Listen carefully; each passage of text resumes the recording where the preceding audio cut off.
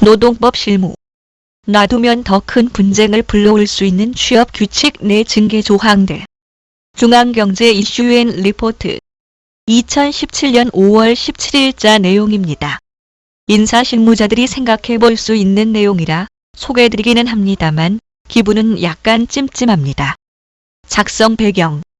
중앙경제에서는 인사 노무 실무자들의 정보 교류와 지식 공유를 목적으로 매월 노사클럽 세미나를 진행해오고 있다고 합니다. 5월 노사클럽 세미나의 주제는 취업 규칙 등 사교의 작성 및 운영 노하우였는데 법무법인 율촌의 김수련 노무사가 세미나를 진행했다고 합니다. 이번 이슈앤 리포트에서는 그 내용 중 취업 규칙에서 빈번하게 분쟁을 일으키는 징계 조항 부분을 정리해 보았습니다. 1. 취업 규칙에서 열거한 징계 사유. 취업 규칙에서 열거된 사유 외의 사유로 징계가 가능한가?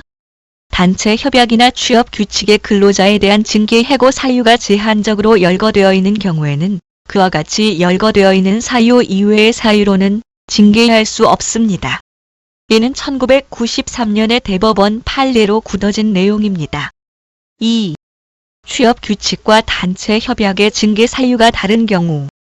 취업 규칙과 단체 협약이 다른 경우 어느 것을 우선하여야 하는가? 예를 들어 취업 규칙에는 업무상 명령 불복종한 경우를 해고 사유로 하고 있는데 단체 협약에서는 정당한 지시에 불응한 경우를 해고 외에 다른 징계의 사유로 하고 있는 경우를 생각해 봅시다. 좀 복잡하게 말을 해서 죄송합니다. 쉽게 말하면 정당한 지시에 불응하면 해고가 아닌 다른 징계를 규정한 겁니다. 이에 대해 1994년의 대법원 판결은 이렇습니다. 단체 협약에서 정당한 지시에 불응한 자라는 사유로 같은 사항에 관하여 규정하면서 이를 해고 이외의 징계 사유만으로만 규정하고 있으므로 위와 같은 사유만을 독자적으로 해고 사유로 삼을 수 없다. 3. 취업 규칙에 명시된 근로자 측의 징계위원 참여.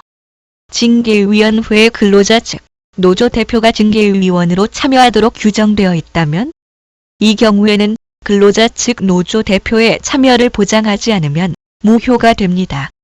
그리고 근로자 측 대표를 정할 때도 근로자들의 의견을 반영하는 과정 없이 임의로 노측 징계위원을 위촉할 수도 없습니다. 4. 이해관계에 있는 자의 징계위원 참여 규정. 이해관계에 있는 자의 징계위원 참여를 제한하는 규정이 있다면 이해관계가 있는 징계위원은 징계위원회에 참석할 수 없다는 규정이 있는 경우에 이해관계에 있는 자가 징계위원으로 참석한다면 이는 절차상 무효가 됩니다.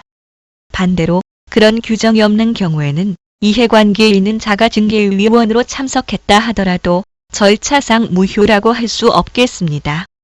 5. 정리. 취업 규칙은 모든 노동 분쟁의 기초적 판단 근거가 됩니다. 그래서 취업 규칙의 내용이 절차를 엄격히 정하고 있거나 한정적으로 징계 사유를 정하고 있어서 넓게 해석하기 어려운 경우에는 징계 자체가 무효가 될 가능성도 있습니다. 따라서 징계 사유는 풍부하게 하고 가급적 포괄 조항을 두는 것이 좋고 징계 절차 규정은 최대한 간단하게 하는 것이 좋습니다.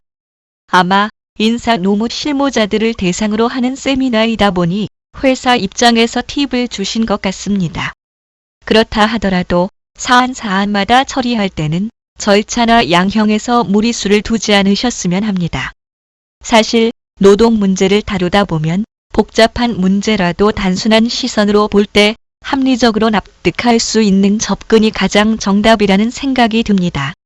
세상에 공짜가 없듯이 징계 조항을 포괄적으로 하고 절차를 간단히 해서 애매한 사안에 대해 회사에 유리하게 처리할 수 있을 것 같지만 사실 그에 대한 반대급부가 반드시 치러지게 된다는 것을 잊지 않으셔야 하겠습니다.